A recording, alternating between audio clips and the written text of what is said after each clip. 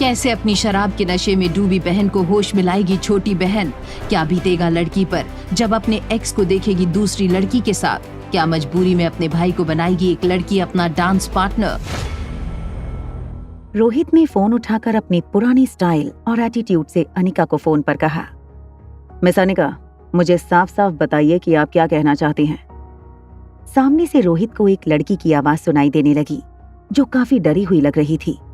दरअसल श्वेता अनिका से कह रही थी, दीदी दीदी होश में आइए, क्या हो गया है आपको? चलो अब हम घर चलें। एक्चुअली अनिका का फोन गलती से फिर से रोहित से कनेक्ट हो गया था।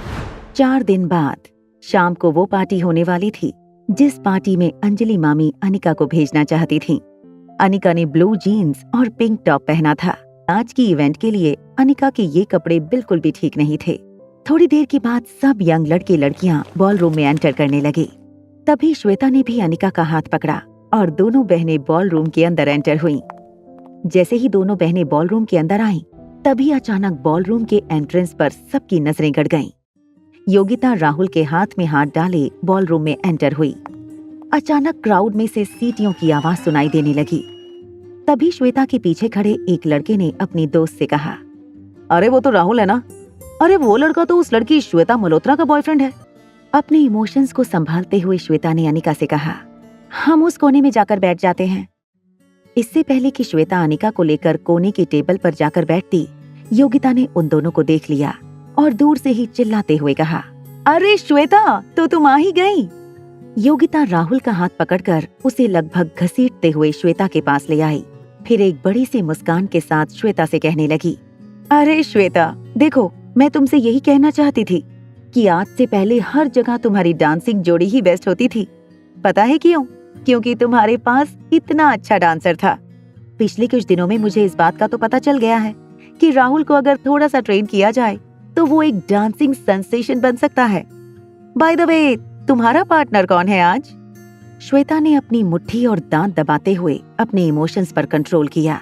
एक्चुअली आज हम दोनों डांस नहीं करने वाले हैं। फेक सरप्राइज दिखाते हुए योगिता ने श्वेता से पूछा, तुम दोनों डांस नहीं करने वाले? मगर क्यों? मैं तुम्हारा तो समझ सकती हूँ, बिना राहुल के तो तुम डांस नहीं कर सकती।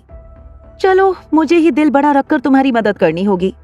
तुम्हारी ऐसी हालत मुझसे देखी नहीं जा रही। चलो ठीक है, मैं तो तुम्हें राहुल वापस कर देती हूँ। तुम चाहो तो इसके साथ ही डांस कर लो। राहुल एक झटके से फिर से योगिता के पास आ गया और उससे कहने लगा, मगर तुम्ही ने तो कहा था कि आज रात हम दोनों साथ मिलकर डांस करने वाले थे, फिर अचानक तुम्हारा फैसला कैसे बदल गया? राहुल की इस बात पर योगिता ने अपनी उंगली अपने दांतों में दबाकर कहा, तुम्हारी बात तो सच है। चलो, हम चॉइस तुम पर ही छोड़ देते हैं कि तुम किसके साथ डांस करना चाहोगे। चलो बताओ राहुल, आज तुम्हारी डांसिंग पार्टनर कौन होगी? ये तुम ही डिसाइड करो। क्या तुम मेरे साथ डांस करना पसंद करोगे या फिर श्वेता के साथ? इसकी कोई जरूरत नहीं, श्वेता के पास ऑलरेडी डांस पार्टनर है। ये बात सुनकर योगिता शॉक हो गई। उसने श्वेता के आसपास देखते हुए अनिका से पूछा, अच्छा, कहाँ है? जरा हमें भी तो मिलवाओ कि आज मेरी कजन आखिर किसके साथ डांस करने वाली है। योगिता के चेहरे की क्यूरियोसिटी देखकर अनिका ने योगिता से कहा, इतनी भी जल्दी क्या है? जरा थोड़ी देर अपनी सांसें थाम कर रखो। जैसे ही पार्टी शुरू होगी तुम उसे देख भी लोगी और मिल भी लोगी। इस वक्त श्वेता की जो इंसल्ट हुई थी, उसके बाद श्वेता चाहती थी कि कृष उसका डांसिंग पार्टनर बनकर आज डांस पार्टी में डांस करे। श्वेता बार बार कृष को मैसेज कर रही थी। थोड़ी देर तक इंतजार करने के बाद श्वेता ने इरिटेट होकर कृष को फोन लगा दिया। फोन उठाते ही कृष ने गुस्से से श्वेता से कहा, और रहा हूँ, मैं कह दिया ना, अब बार बार फोन करके मुझे डिस्टर्ब मत करो। इससे पहले कि कृष फोन काटता, अचानक ही श्वेता को फोन पर किसी अनजान आदमी की आवाज सुनाई पड़ी। वो आदमी कृष से कह रहा था, अगर तुमने पैसे नहीं चुकाए तो तुम जानते नहीं तुम्हारा अंजाम क्या होगा। अभी श्वेता ने इतनी बात सुनी थी कि कृष ने फोन डिस्कनेक्ट कर दिया। फोन पर ऐसी बात सुनकर श्वेता अचानक ही बहुत टेंशन में आ गई। श्वेता ने अनिका से कहा, दीदी, मुझे लगता है कि कृष किसी बहुत बड़ी मुसीबत में फंस गया है। श्वेता की ये बात सुनकर अनिका भी हैरान हो गई थी। वो कृष को लेकर परेशान हो गई। अनिका ने सोचा कि एक बार वो कृष को फोन करके उससे बात करे। तभी अनिका और श्वेता की नजर हॉल के दरवाजे पर पड़ी। दरवाजे से कृष लड़खड़ाते हुए अंदर आ रहा था।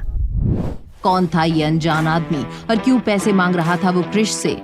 आखिर क्या हुआ क्रिश को और किसने किया उसका ये हाल? क्या श्वेता और अनिका उसकी मदद कर पाएंगे?